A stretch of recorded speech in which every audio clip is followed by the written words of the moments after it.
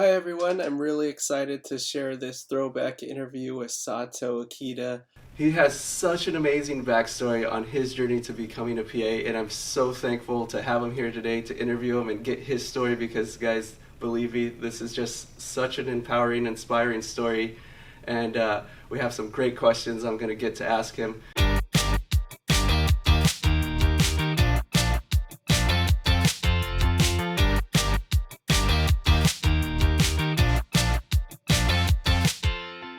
So thank you so much for...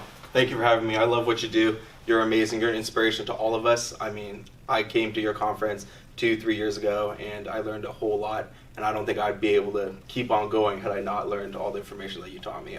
Thanks, man. That just means so much to me. And I know you and I spoke prior to this, and you have such an amazing story that I want to just share so much with everyone, but we'll kind of get to like the really pertinent aspects, but we got to start at the beginning. What kind of spiked your interest into becoming a PA?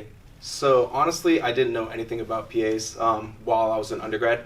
I think for the most of us, I was an undergrad almost 10 plus years ago, and we had the choices of med school, PT, dentistry, vet, and that's kind of what everyone knew to be quote unquote pre-med.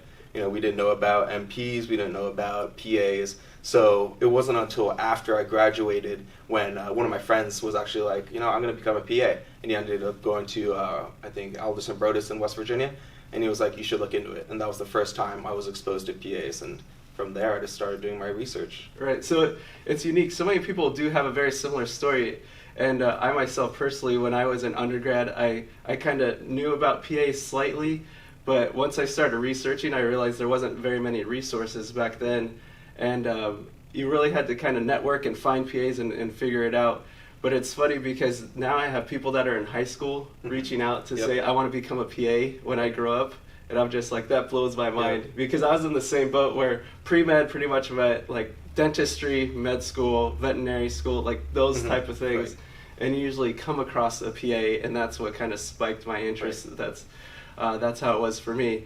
So you kind of learn about the PA profession, and was it right away you kind of decided I'm going full force, or did you kind of shadow people, or how did you kind of... I still had to figure out what it was, so I had to do my research. I probably spent a year doing research trying to figure out, is this really a right fit for me? Is this really what I want to do? Because once you get your foot in the door, you're doing it for the next 40 years of your life. If you start when you're in your 20s, you're going to be doing it to your 60s and 70s. So I had to make sure it was, yes, this is exactly what I want to do. This is what my dream is going to be, and I need to work towards that dream. And so how did you network to learn more about it? Did you shadow a lot of PAs, or did you just work in various medical fields? How did you learn about it? I think I just got lucky. I had PA friends that helped me, people that went through the process already who I could ask questions, get feedback from. I worked in the ER as a scribe. That helped a lot because there was always PAs in the ER with us.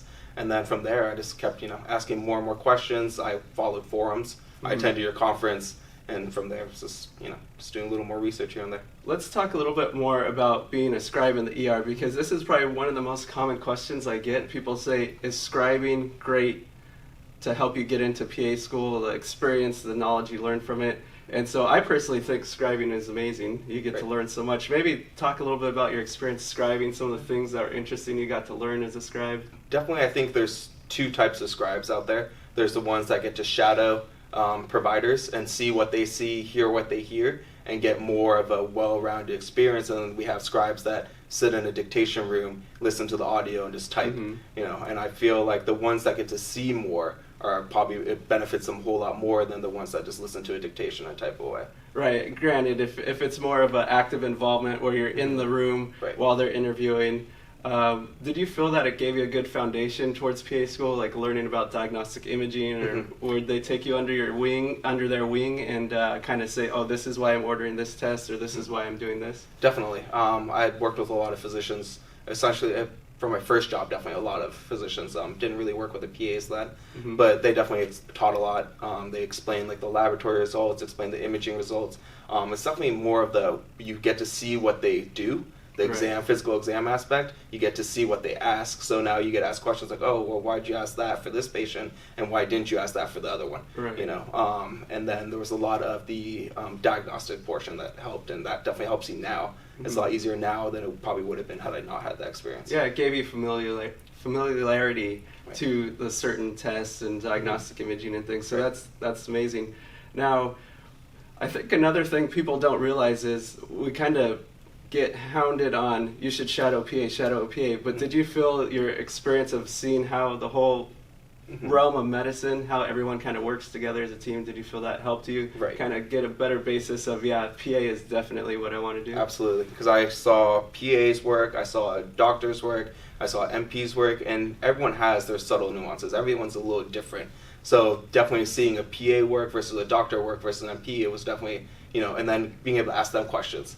It's also important to ask the other fields, their perspective and how they feel about their career to make sure that, yes, I want to be a PA versus I want to be a doctor and MP. And that's a question that you're going to have to answer in most interviews. Yeah, definitely. And I think it's good to be well-rounded and learn about the different professions, because I've actually had people that told me, hey, I'm 100% going towards PA, and then they go on a mission trip or they interact with a couple physicians, and the next thing they know, he said, you know what?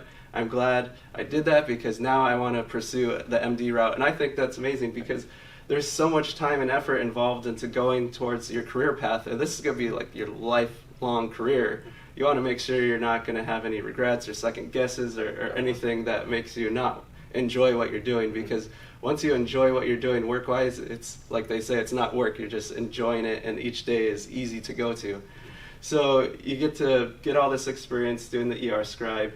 How many years did you work as an ER scribe? I did 3 years in the Valley in West Hills. I did another 3 more years in Inglewood. And then, so I did 6 years total of scribing, 6 years of MA, and then an additional year of ER tech. Okay, so you had a lot of pretty solid foundational experiences, medical experiences. And so you've been researching PA, you got a good hold, you know it's what you want to do, and now it's time to apply. And so kind of walk me through, because I know you had multiple years and cycles that you applied it. I want to kind of get through maybe the beginning, and then we'll learn how you improved upon it. Definitely. I think the first year I had no idea what I was doing. I mean, we didn't really have forums back then. I think this was 2012. So I don't think I really knew about the Student Doctor Network forum or the other PA forums that we have. So I kind of just cast a wide blank. I started applying to schools that I honestly didn't know where they were. Okay. I just kind of went out there, tried to find as many schools as I could that had the GPA requirement that that I had. So I had a low GPA, so I had to find schools that only had a 2.8 requirement or something like that. And then so I applied 22 programs, I believe, across the nation. So did you get any interviews that first time? Nope. So applied 22 programs, no interviews. And so that's got to be disheartening. But you've picked yourself back up. It was disheartening, but it was more of I kind of expected it. Because the first time I'd heard from other people that, a lot of people are second-time applicants that get in, or third-time applicants. So I was like, okay, the first time, that's not so bad. I can just, pick myself up again, and then let's try it again next year, and I knew that my GPA wasn't the greatest. I wasn't a competitive applicant on paper. So I knew that, okay, well, I just need to pick up my GPA a little bit. So I started taking some classes. Okay, so did you focus on retaking a lot of the courses, or did you do a post-bac program? So financially, I couldn't do a post-bac because I lived up here by myself. So I had to work and take classes at the same time. So I kind of generated my own quote-unquote post-bac program where I decided I'll retake some of the classes that I didn't do well in, but at the same time, I'm going to take classes that enhance my learning. And I think that's a key because, I take a chemistry class, I'm not going to use chemistry ever again in PA school, But if I take a pharmacology class, that's helping me along the line now, and my life is a lot easier now in pharm because I took those classes. Right, and I agree. Some people just take the classes just because it, quote-unquote, looks good on their application, like, oh, I took this molecular biology, that's going to look good, or this other class. But it's expensive, it's time-consuming, you're putting a lot of energy into it. It's better for you to kind of make sure that you're picking classes that are going to help you in the long run. Right. So things like medical terminology, pharmacology, genetics sometimes. Some of those things are all going to kind of help build a foundation that makes it easier when you're in PA school. Definitely. So then you go and it's time to apply for another cycle.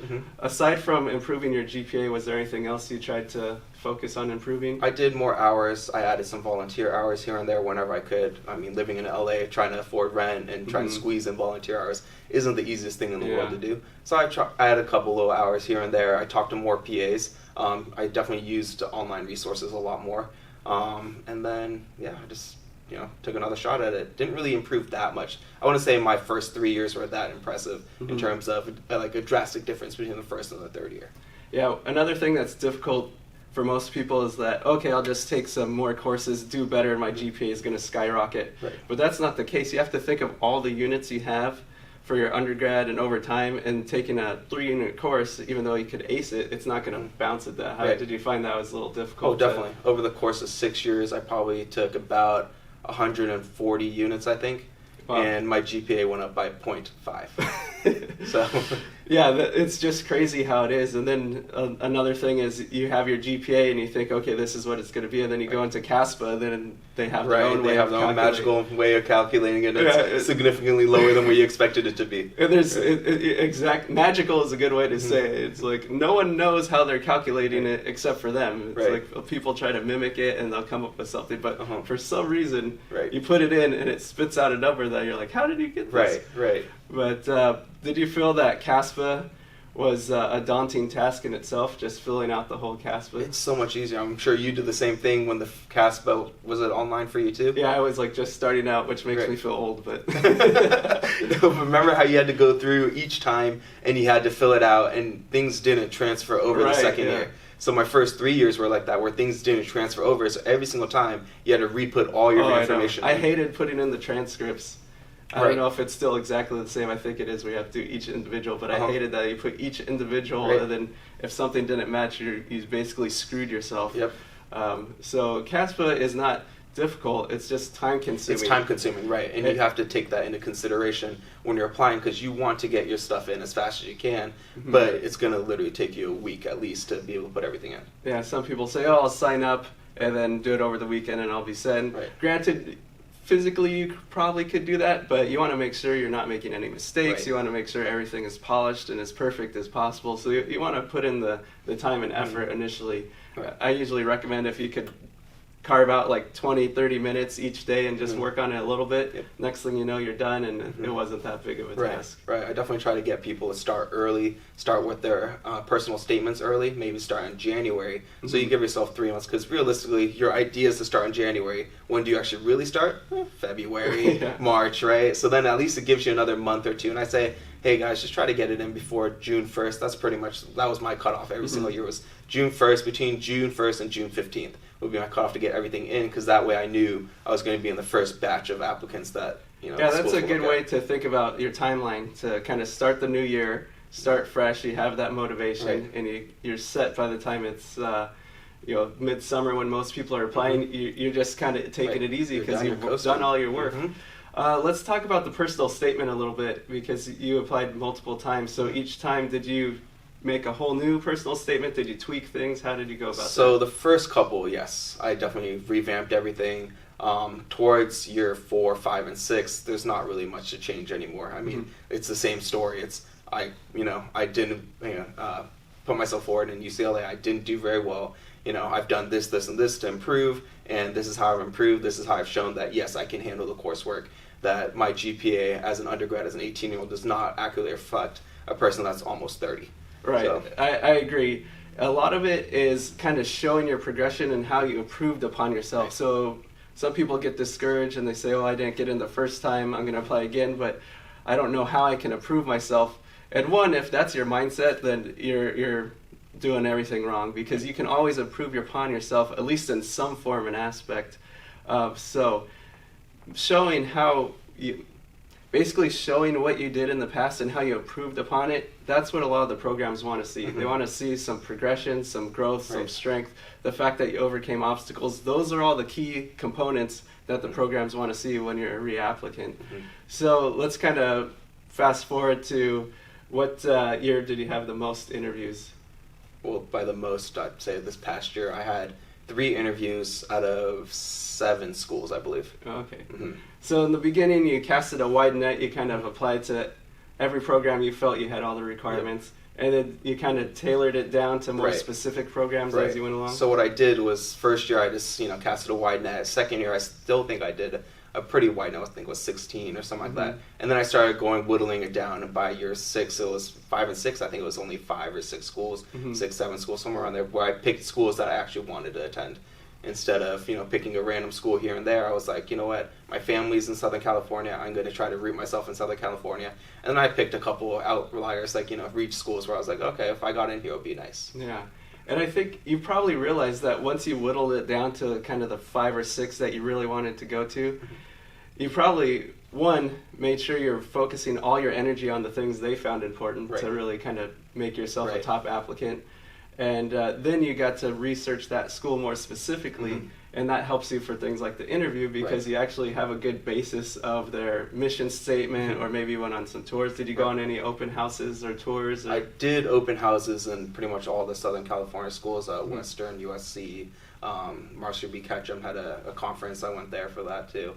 And definitely. But I think the most important thing is answering those supplemental questions appropriately. You have to do your research at the programs. You can't just send them a generic answer that fits all the programs, because all the programs want underserved population, primary care, but each and every school has their own niche where they have something that they're proud of that they do that is different from everyone else, and you really have to target that. Because they can tell right away from reading your applications that, this person doesn't know anything about the program. Yeah, some people get themselves into some trouble because, like you said, the supplementals, most of them have very similar questions. And so, of course, we want to kind of take the easy route where, okay, well, they talk about how am I going to help the underserved, and then this other supplemental for this other school has pretty much the same question. I'm going to take out that school's name and insert the new school's name and send it off. But you really have to do your research and focus on what that particular school is interested in, because you might have something about the other school and you forgot, and then you just screwed yourself over. And you want to show that you've really researched the school, because they know people are applying everywhere, and they don't want to be just that blanket school that you apply to. They want to make sure you're 100% committed, because they want to make sure that when you're their program, you're going to put in all your effort and not just be sitting back like, oh, I'm here because it's the only place I got into. And definitely, I think for the personal statement too, some people tend to do that. They kind of filter it towards or cater it towards the school that they want to go to, instead of making like a broad statement. You want to keep it relatively broad in the personal statement so that other schools don't notice like, oh, well, that's not kind of what we want, So you want to make sure that's broad, and then you focus in on each supplemental. I agree. People put in their personal statement, I want to help the community I grew up in, and that almost sets you up for failure, because they're going to look and say, well, why are you going to come across country to a PA program if your goal is to go back home and help? Granted, you can do it, but it's a lot easier if you're going to a PA school right next to your hometown. So like you said, start broad for personal statement, narrow in on the supplementals, and then on the interviews, that's really when you get to kind of hone everything in. So it's interview time. Scary, nerve-wracking, anxious. I'm sure all these emotions are going through your head. How many places did you get to interview? Let's see, my 2 years ago, I only had one. It was USC. I got waitlisted, and then I was ultimately rejected. Last year, I had USC again for a second time. Then I had Duke, and then I had Texas Tech, which I ended up declining. Okay. So you had kind of a lot riding on those 2 interviews. Right. And let's kind of talk about the interview process, not necessarily the specifics, but just maybe some things that you remember, like things you did to help calm your nerves, or things you did that you felt helped improve upon your answers. So definitely one thing I did was I went in thinking, hey, these people that I'm interviewing with, they're not my competition. These are my future classmates. So I went in there thinking, okay, well, I'm going to try to make as many friends as I can, because chances are if I get in, some of these people are going to be in my class again, and I'm already starting on the right foot. I got friends in the program already, and then we have something to connect on again. I think that's an excellent point that you bring up. One thing that tends to happen in interviews is that everyone's kind of huddled in a room, or everyone's kind of in a room initially, and then they're talking to each other and kind of breaking the ice, and then ends up getting into like this competition. It seems like most places, everyone just ends up being in this competition saying, oh, I've interviewed at 5 places already, and I've already got accepted here. It's like, well, if you already got accepted, why are you here? Or it's like you're sizing each other up at this point, And then that, for me personally, like playing those head games just mess with me. And so it takes you out of your space, and then it catches you off edge, and then it makes it really tough. So I think the fact that you went in knowing like, hey, these are my future colleagues, and just be friendly, cordial, and we'll get through this together. I think that's an awesome way to go about it. I definitely think not asking how many interviews they have or what schools and stuff like that was definitely beneficial, because I'd hear that they had 10 interviews, and I was like, I haven't had 10 interviews in 6 years, and it's more of a, it's more nerve-wracking for me than it is for me, just to be like, oh, okay, well, where are you from? What's your background like and stuff like that. It's a lot better than, trying to compete one-up each other. Right. You're more in a relaxed state when you figure out, like, hey, we have something in common. Right. This is really right, cool. Definitely. So tell me a little bit about, like, interview, like, situations or things that caught you off guard. Just, was there anything, looking back now, that you wish you could have improved upon if you had to do it again? Man, definitely my answer for my GPA. That was one, because I knew I addressed it in my personal statement. I addressed it in my secondary applications. But then in my Duke interview, the very first question that came out was, tell me about your UCLA GPA. And that stumped me right off the bat. I was like, well, that's not what I was expecting. I figured it'll be an opener, and then they'll get to that. But yeah, that one was a little difficult, I'd say. Mm-hmm. Did you feel that the interview process, you were kind of learning more about the program, and it helped you solidify, like, yes, this is definitely a program I want to attend? Definitely. If they give you an opportunity to ask them questions, you get to ask a lot of questions, find out what their rotation schedule is like, what their didactic schedule is like. And at USC and Duke especially, they had students come in to talk to you. So you got to find out, like, a first person or view of what's actually really going on, or like a perspective of what's really going on, instead of the faculty kind of, fluffing up their story, making it sound like it's the most appealing program in the world, and then you actually get like a real, So you got a chance to interact with students, which I think is very important, because you want to kind of, like you said, you want to learn the real aspect of student life. And some of the questions I always want to learn about when you're asking current students is like, where do you like to study? What's a good, like, restaurant? Right. Some of those lifestyle kind of things. Right, definitely. What do you like to do when you're not studying? I mean, you want to make sure that you're going to an area where there's something to do to unwind. You don't want to be stuck in the middle of nowhere where literally all there is school and maybe like a grocery store, because if you're going to the grocery store and school all the time, then there's nowhere to unwind, and you have to unwind during PA school. There's absolutely no way you could go through the whole entire time and not have, a day or two here and there where you get to just completely not worry about school. Exactly. So then tell me about when you found out you got accepted into a PA program. Oh man, that was I don't know, probably one of the best moments of my life. Oh, I bet. Probably second to hearing that my nephew was born, but Wonderful. But for you too, it's just a testament. You work so hard, you put in all these hours, all these years of applying, and then finally you find out. How did you find out? Did they call you? Did they email you? They called me. I was walking, right, I remember, I was walking from the parking lot across, going into the ER for work. It was 6:55, and she was like, hey, so we're trying to fill our class, because apparently last minute someone dropped out. And she was like, we're trying to fill your class. Would you like to attend? I was like, yes, absolutely, right away. Yeah. Like, she didn't even get to finish her sentence. I was like, I'm going to be there. She's like, do you even know what school is calling? I'm like, no, it doesn't matter. I'll be there. Yeah. Well, the thing is, you interviewed at 2, so you know right. it was one so of the one or the other, right? But, right. No, that's awesome. That feeling, that excitement, all that hard work is finally paid off. Right. It's just so amazing. And now let's jump in a little bit to school. You're kind of getting used to the routine and everything. Yeah. Well, what are some of the things you like to do when you have some downtime? Even though you probably have no downtime from school. But it's few and far in between. But as a class, we have amateur hour basketball. So we just try to get as many kids as we can out there, play a little pickup basketball. That's definitely helpful. We have Saturday mornings. We try to play a little soccer outside. So we have that. I mean, everyone's welcome. It's just for me, I love playing sports. I've been an athlete my whole entire life. Obviously, I don't look like an athlete now, but back in the day, I was. I try to, have fun. That's my unwind. Sports has always been a way for me to unwind. So whether it's going to a basketball game, whether it's watching a basketball game, even if it's not something physically active for me, it's the fact that I'm getting out of the house, getting out of school, going to a bar and watching a game, whatever it is. So. Now, do you guys get discounted tickets to Duke basketball? They're really cheap. They're like, I think that it's like a student package is only like $300, and face value for the UNC ticket or the selling value is like $2,000-$3,000. So it's a great deal. Definitely. Nice. And then talk a little bit about being SoCal guy living in North Carolina. Oh man, don't get me started on that. That's probably the hardest thing right now. Is forget about the school. The school is, I mean, if I put in the work, I know I can do it. The hardest part is the complete culture change. I mean, you're going from sunny California, 60, 70 degrees. When we call it cold, it's like 59 degrees. Cold over there is like it's in the 20s. Wow. It's snowing, it's icy. So have you had to shovel snow? from luckily, your doorstep or so anything? going in, I was like, you know what, I'm going to find an apartment that's literally walking distance to school. Because I knew my car wasn't conducive for driving in the snow. So I was like, okay, well, in case it does snow or if in case it does ice over, I can walk to class. So I make sure my building or my apartment's only 2-3 minutes away, and then so I can walk to class if I need to, or most of the time I drive because it's cold. But Okay. So no, I haven't had to shovel any snow yet. Nice. That's awesome.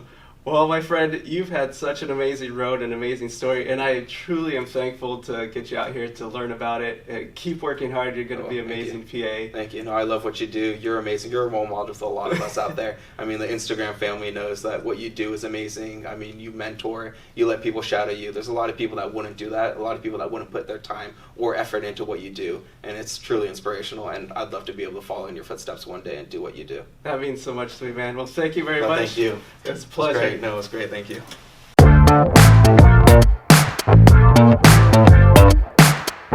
you.